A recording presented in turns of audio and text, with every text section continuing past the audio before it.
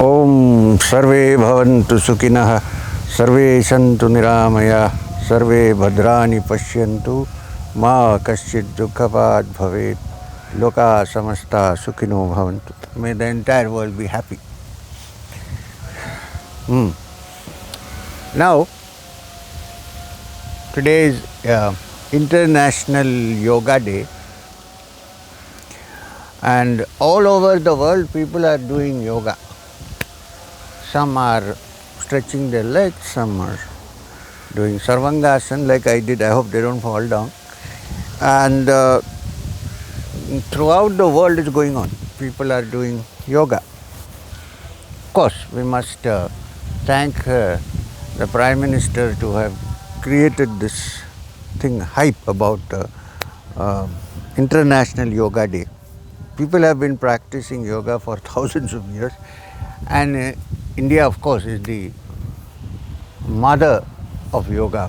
Yoga was born in this country, but then, and of course, yoga has been practiced in Hollywood. There are yoga magazines, everything is there. But to have an International Yoga Day is a good, bright idea. And so today at this time, and from today, whole International Yoga, everybody is doing yoga. Good thing. Now, the question is, when you say do practice yoga, is yoga only doing asanas or pranayam, or are there deeper aspects of yoga? Are we just practicing yoga? When I practicing yoga, like Hollywood is full of men, but more ladies practicing yoga. Jane Fonda used to stand in Sarvangasana and Halasana for long periods of time to keep her hourglass figure. So, physical yoga has been taught thanks to people like Pattabhi Joyce and B.K. Iyengar. Yoga has become popular all over the world. And people are doing asanas. Good for health, understood. All that is understood. However, when you say yoga, does it end there with the asanas? So which is why I chose the subject today, yoga beyond asanas. In fact, I have once talked before. Last year in the WHO headquarters in Geneva, we had the same subject, yoga beyond asanas. So let me look at this. There are many textbooks available traditionally on the practice of yoga, many, of which perhaps the earliest, even Yajnavalkya Yoga, which is a small compilation, does not predate the Yoga Sutras of Patanjali. There are some Buddhist yogic teachings, Yogacara teachings, which may predate Patanjali. We are not so sure. But certainly, one complete textbook with a total description of yoga step by step. The first is, of course, the Yoga Sutras of Patanjali, although the practice of yoga has been mentioned in several Sankhya texts. And since, as I said in the morning, yoga and Sankhya are linked to each other, very close to each other. However, the standard textbook we have, which has come down to us, is the Yoga Sutras of Patanjali. Now, they are sutras, which means aphorisms.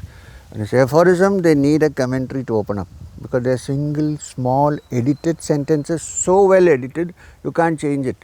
You can interpret it, but you cannot change it. It's so tightly edited. A sutra brings out a sutra. When you say sutra, it means a thread in which various beads are connected. So in the Yoga Sutras of Patanjali, it's one thread that runs from Samadhipada to Kaivalyapada and connects the little sutras, the little beads of understanding onto it. It's one sutra. You can't reject one part and look only at the other. Then it doesn't form the rosary. It doesn't form the mala. So anyway, so in the Yoga Sutras of Patanjali, which we will for the time being take as the standard textbook available to us, although later on there are a number of yoga books, yoga teachings which have come from the Nath Sampradaya, basically the Nath Sampradaya. And the most popular one, which of course is much later than the Yoga Sutras of Patanjali, is the Hatha Yoga Pradipika. Then you have the Garanda Samhita. Then you have the Yoga Ratnavali. Then you have the Shiva Samhita. And then of course Goraksha Shataka of Gorakhnath and Siddha Siddhanta Paddhati. All these are yogic texts. Even these texts admit that the Yoga Sutras of Patanjali are the standardized teachings of yoga in sutra form. So now Patanjali is a mythical figure in the sense that he is always depicted as half snake and half man. I don't know if he was an extraterrestrial, I am not so sure. But certainly it means that it has something to do not only with the ordinary mind and the thalamus and the frontal lobe. What we have today is the frontal lobe civilization. It also means that Patanjali also had to do with the old reptilian brain, the spine, the cerebellum, and this part. Even today it is the reptilian brain of which the limbic system at the back kind of touches close by, is the one responsible for our reactions to danger, to sustaining the body and so on. It works directly without going into the other nerve links. And the reptilian brain starts with the spine and ends with the cerebellum and then connects to, then we have the cerebrum and the lobes, different lobes, anterior, posterior, frontal and so on. So yoga has to do with that. Therefore, if you examine even the asanas, you will find that most asanas have something to do with the spine. Either bending this way, or bending that way, or bending this way, or holding aloft, or lifting upside down. Most asanas. Okay, we leave it there at the moment because we are not going to discuss asanas. Now if you discuss only asanas, that's also very long. What you have to remember is that in the Yoga Sutras of Patanjali, in this huge big text which starts with Samadhipada and ends in Kaivalyapada, Samadhi, Sadhana, Vibhuti, Kaivalya, the only mention of asana as a pause, as such, the only mention is so minute, there is only one sentence. In the Sadhana Pada, they say, Yo Sthira Sukham Asanam, finished. And in the 8 limbs of yoga in Sadhana Pada, when it is described, they say Yama, Niyama, Asana, Pranayama and so on. 2 places. Here it is mentioned that this is the step-by-step approach, the 8 limbs starting with Yama, Niyama, then Asana, Pranayama, Pratyahara, Dharana, Dhyana, Samadhi. Okay. Where else is it mentioned? While defining asana as part of the Ashtanga, Patanjali merely says Sthira Sukham Asanam, finished. There is no other mention. If you go to the later texts, like Yoga Pradipika and so on, then you find asanas. In Yoga Pradipika, there aren't many asanas. There may be 18 or 20, I'm not sure of the exact number. And Yoga Ratnavali, there are some 70 asanas, and so on and so forth. Then they go on. Then some people innovate their own asanas. Some gymnastics is also added and made into asanas, so all that is there. I would prefer that the 18 asanas roughly taken out from the Yoga Pradipika would be standardized. But well, there are many asanas which can help you in many ways. So asana here, when we say asana, it means posture.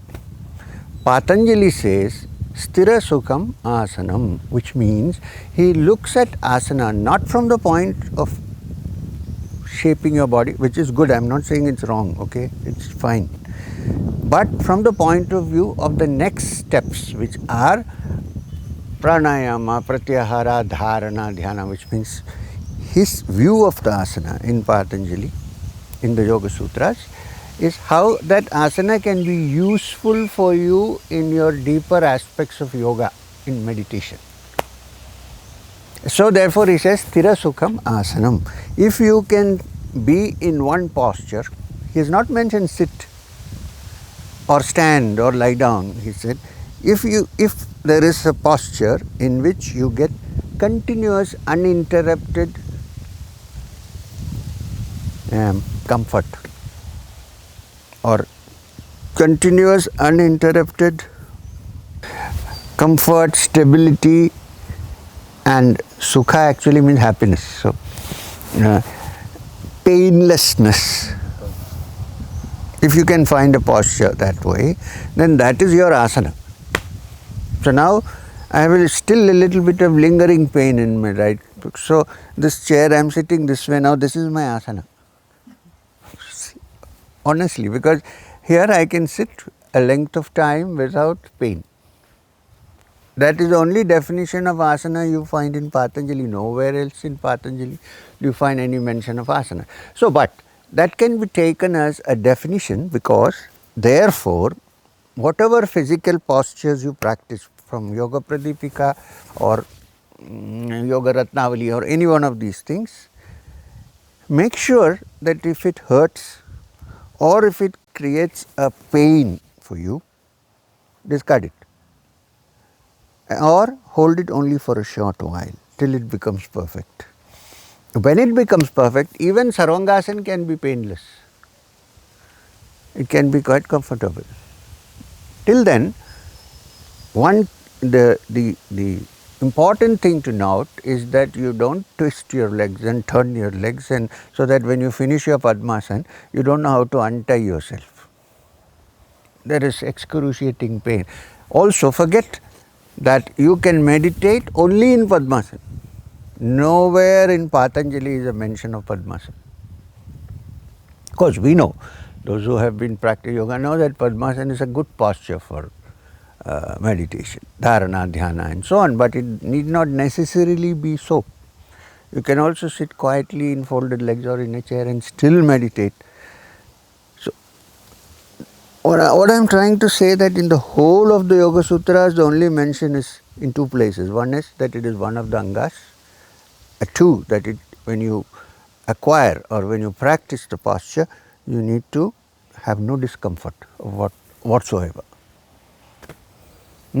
Having said that, so then in that case, what does Patanjali say about yoga per se? As it is, on the whole, what is the definition of yoga according to Patanjali? I am trying to take Patanjali as an authority, because there is nobody else which are as old, and even later, even the Yoga Ratnavali, the Hatha Yoga Pradipika, they always go back in reference to Patanjali. So, what does Patanjali say about yoga? Important to note. I will come back to the links later. Patanjali says, starts the Yoga Sutras with Atha Yoga Anushasanam. Here begins the study of yoga.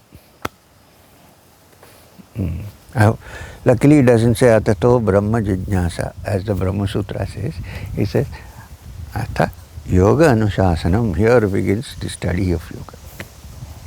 What is the next? Immediately after that, Yoga's Chitta Vritti Nirodha.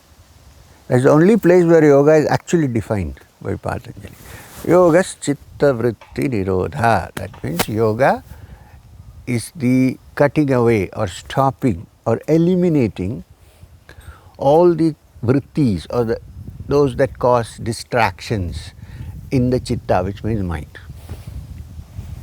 In fact, in the later stages, even a good thought or a thought about samadhi is still considered to be a subtle vritti belonging to the sattva guna and taken off for kaivalya. So yoga defined here as yoga's chitta vritti nirodha, which means yoga is the elimination of the distractions and the disturbances and the conflicts of the mind. And the angas in the sadhana pada are meant to bring this about, because it's not easy to simply sit and say, I want to be free of distractions of the mind. It doesn't work. So, asana, pranayama, starting with yama, niyama, rules and regulations. If you are too caught up in something or addicted to something, you certainly cannot free your mind from the vrittis. The vrittis will remain. In fact, some are so deep-seated that it is very difficult to get rid of them.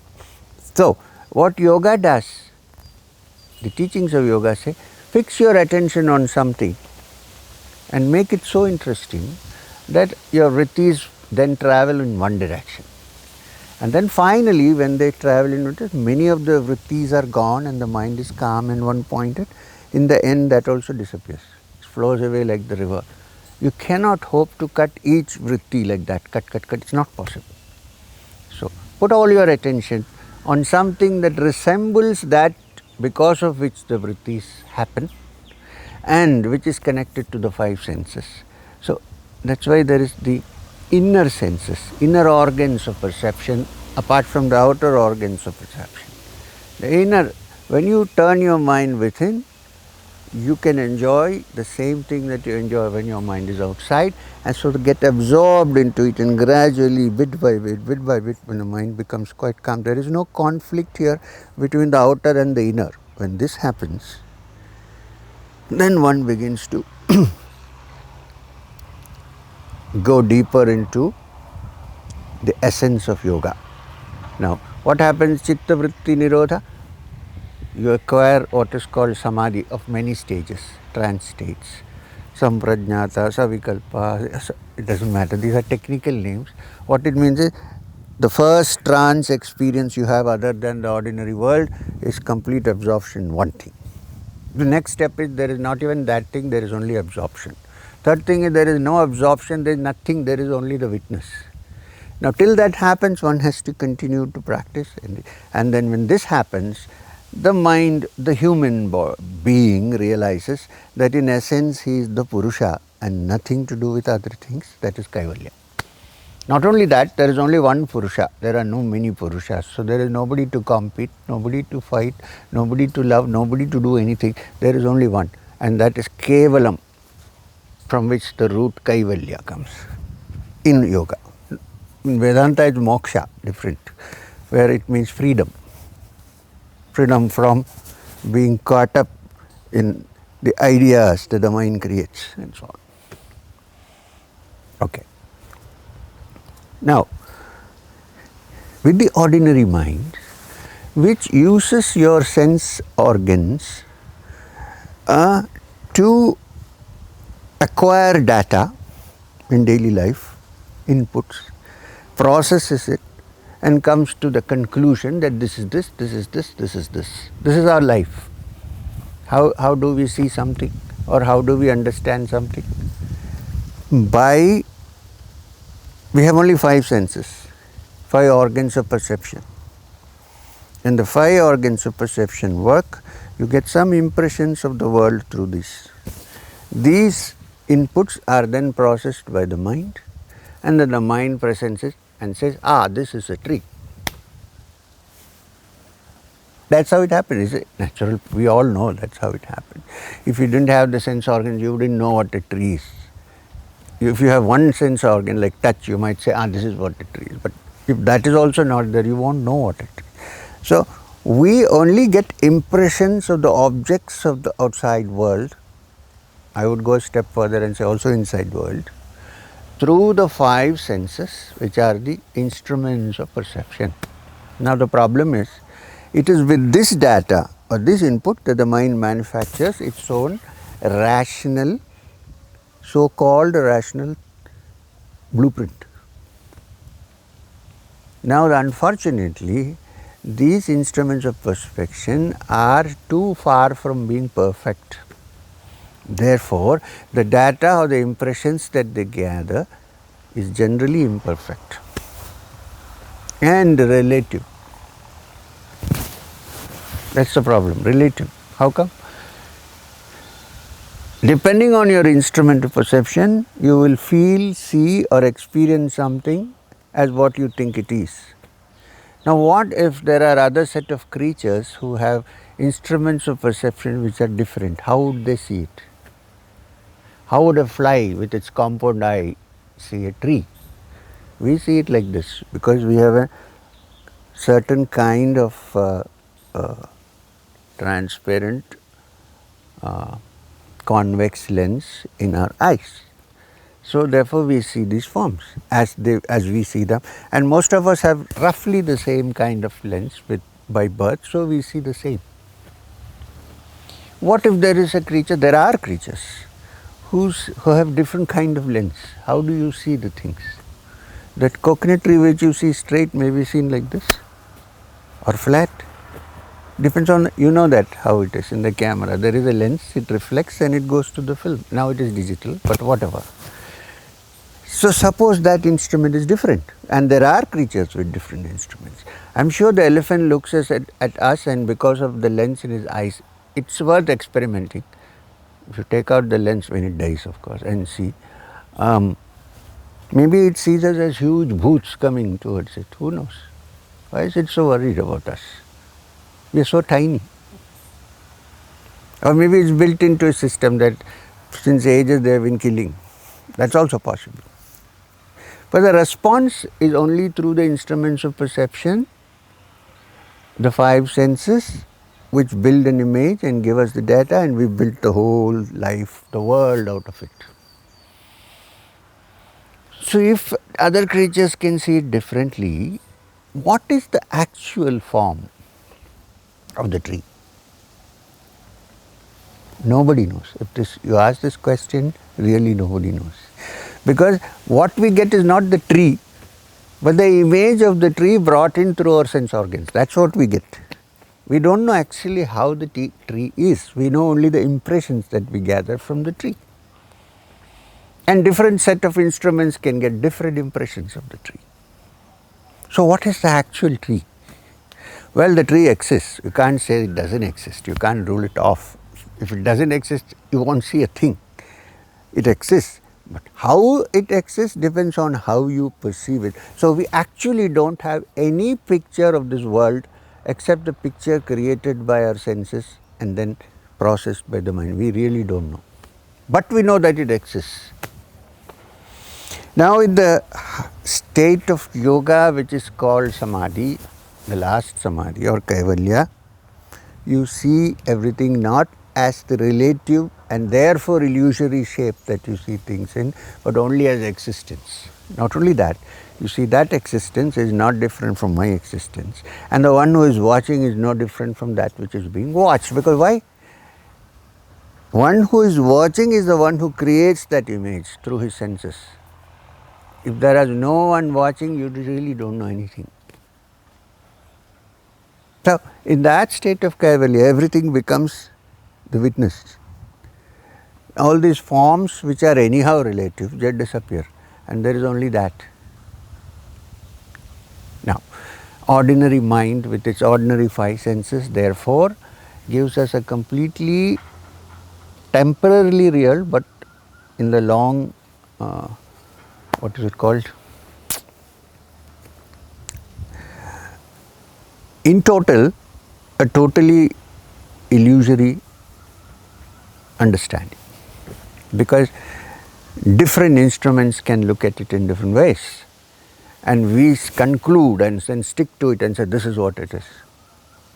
It may be, but that the tree exists, there is no doubt. But it exists as you think it exists, wrong. Somebody else may think some other thing about the tree. So we'll keep that aside. So the ordinary mind with its five senses can only see this world. And it can only experience that which the data that is collected from the five sense organs provide us. It cannot do more than that. So do we need another mind? Or is there a potential in your mind of which only 10% or 2% is used to perceive this world and form our blueprints? Are there other parts of the mind or other parts of the brain which are non-functional in ordinary life among ordinary people in general. When I say ordinary, I'm not looking at them as small or big, but now the yogis say, yes, the yogis say that the brain in its present condition, which is used for our survival, even to do mathematics or astronomy and do quantum physics and so on, is still a limited mind. There are, because the human being uses only 2 or 3% or maybe 10% maximum of the brain to survive. That's enough for us.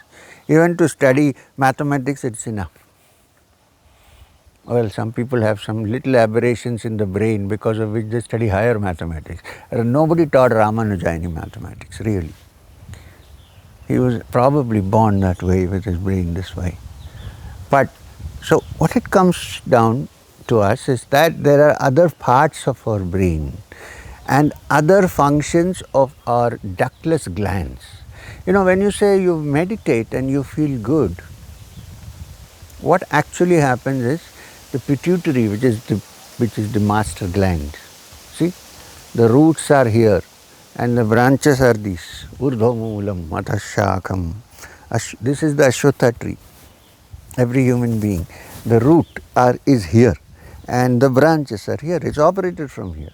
It's not the other way around. This doesn't operate that, that operates this. That's why it's the upside down tree, Urdhvamulam. The yogi tries to imitate and change it by standing actually in Urdhva, head down and legs up, so that it works to a limited extent physically. Okay. So,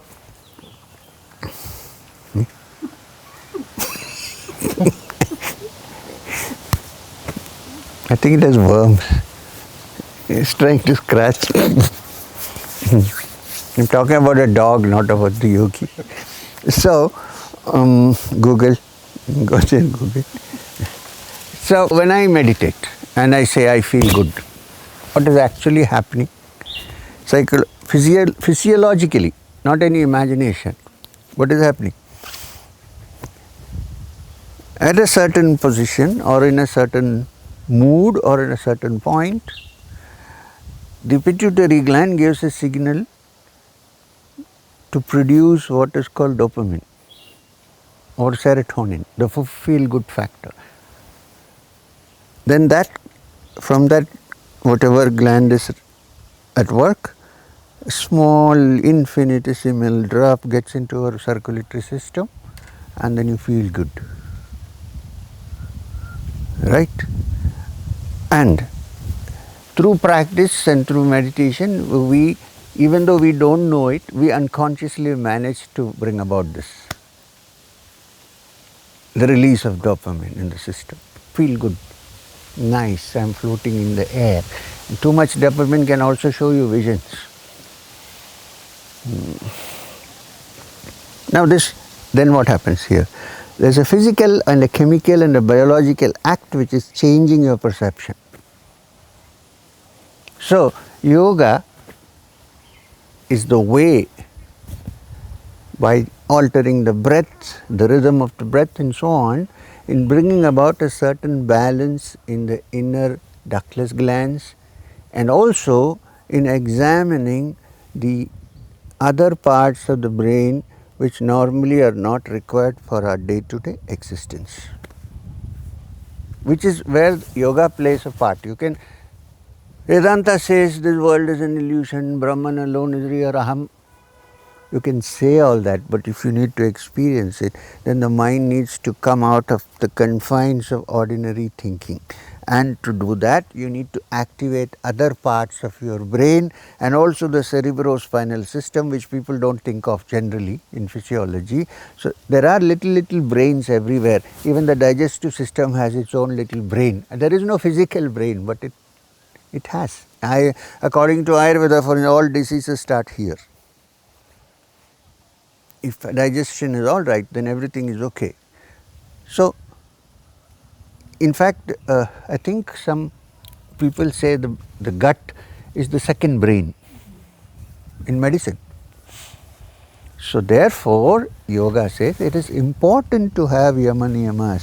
What you put into your system, what you eat, what you drink, all this is important because it balances the whole system.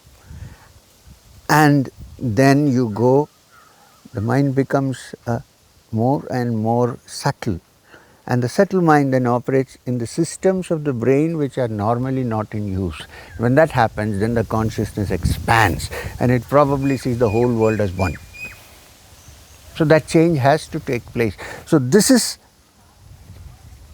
what yoga is. It's not just the asanas. Asanas, they're all meant to bring this about. What we really require is to open up those centers in our system which are normally not active. Sometimes spontaneously they act, but generally not. So therefore all the practices of asanas, pranayama, padmasana, this, that, all these are actually affecting your system. First chemically and then in your neurons, in your neurological system. Now, having come to that, I need to say something else. Very closely linked to this, and that is that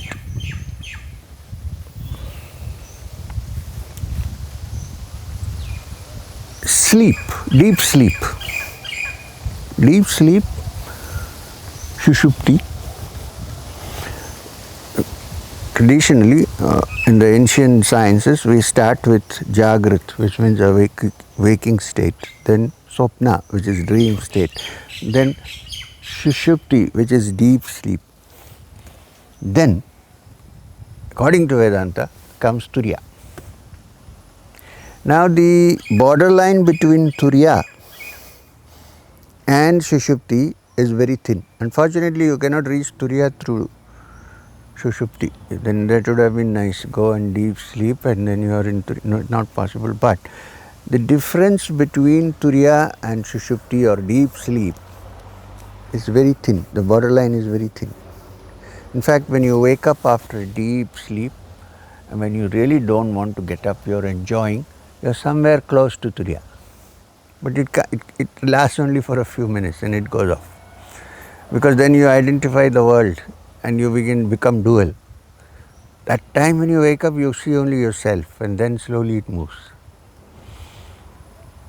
So, the borderline is very thin. In fact, in deep sleep, if by some way you can wake up or be witness to the bliss of deep sleep, then you are in Turiya. But it's not possible to do that unless your brain is purified and there are other parts of the brain which are working apart from the ordinary brain that is required for our existence.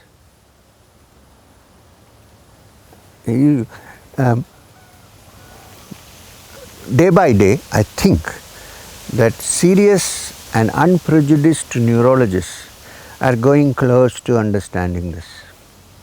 There are prejudiced and unprejudiced neurologists everywhere, like any other discipline. For instance, I said sleep and Turiya are so close to each other. Now, if you travel abroad through different time scales and come back, your brain takes a long time to adjust sleep and waking circle. Now this is called the circadian rhythm, the wake up and the sleep cycle. The circadian rhythm is disturbed because of change of time. So what do you do when you come here? The doctor says eat melatonin. So a tablet of melatonin is popped in. Then the whole balance is restored. The sleep and the waking cycle is restored, like this Google. So, how is it restored? Because melatonin contains a certain hormone which is the same hormone produced by the pineal gland in the midbrain. It's the pineal gland which controls your sleep pattern, waking and sleeping pattern. So, when the pineal gland is working perfectly, then your sleeping pattern is properly adjusted. When, because of shutting down of light and coming of light and so on, there are changes, then it reacts that way and thinks that you should be sleeping when you're awake. So when you eat melatonin, a little bit of extra hormone that belongs to the pineal gland is pumped into the bloodstream, so you sleep. We are saying that instead of melatonin or eating a tablet of melatonin, if you with your mind you will be able to adjust the pattern of your circadian rhythm if you fix your attention on any area close to the pineal gland. Believe me, I travel abroad many times. I come to India. I go, now I'm sitting here for 3 months, wonderful. But I have hardly half a day or so of what you call this jet lag. Because what I do is I give a little, she travels with me all the time. Yeah, he travels with me. You look inside and your mind can control the pineal gland. You should allow it for half a day or a day and then you should start working. Then you don't need any melatonin, then it becomes okay. The worst thing to do is have alcohol. Then the whole thing goes, and it will take 6 days to recover. So now, around 80 years ago, the medical specialists and the anatomists and physiologists, they all said that this pineal gland is a vestige organ, like the vermiform appendix. It's useless. Nobody knows why it is there. I think some point they'll find out why the vermiform appendix is there. In the same way, why is it there? And then around 60 years ago, they discovered that it has a very important role to play, which is adjusting the sleep cycle. But 100 years ago, Swami Vivekananda said that the pineal gland is perhaps the stem of the Sahasrara Chakra. How did he know? Or where was his source? So, today being Yoga Day, let's not go too much into this. It's a nice journey. But so what I want to say is that yoga is not just postures. Yoga is not just somebody's fancy or some kind of joke. Yoga is the step-by-step understanding and practice of which the asanas form the basic practice of discovering other centers in the human psyche and physiology which are usually not activated, which are not kinetic but are potential. Yoga is the practice by which these can be activated so that the mind expands, because those parts of the cerebrospinal system, which starting from Sahasrara to the Mooladhara, are activated so that one's mind expands from ordinary things to larger things, till it finally gets to the freedom known as Kaivalya. It doesn't come simply by sitting down and saying, I am free. No. The brain has to change. And for changing of the brain, I would have said mind, but I am saying the brain has to change. And for the brain to change, you have to have a certain mode of existence and living without which it cannot change. Once it changes, then you are free. But it is not possible to change it without bringing about this balance. And all the practices of yoga are meant to expand the mind, activate this cerebrospinal system so that we, instead of being a three-dimensional being, the yogi turns into a multi-dimensional being. This is the essence of yoga. So while asanas are good, you should practice asanas. The person speaking to you has been practicing yogasanas from the age of 10 and still continues to do so. It's good for health, it's good for the body, it's kind of rejuvenates your system, it is part of Kaya Kalpa and so on. But don't think that yoga is just asanas, but yoga is much higher and deeper than all these things put together. It's to take the mind from its limitations of the three-dimensional world so that it breaks free from that and embraces multi-dimensions and grows and expands till it sees everything as one. That state is called Kaivalya. So that is the aim of yoga. So, while it's a good thing we start somewhere, I think you would give a little thought also to the deeper aspects of yoga, beyond asanas. Thank you. Namaskar. Om Shanti Shanti Shanti. Wish you all a happy International Yoga Day. Somebody said International Fakir Aaya Hai, like that.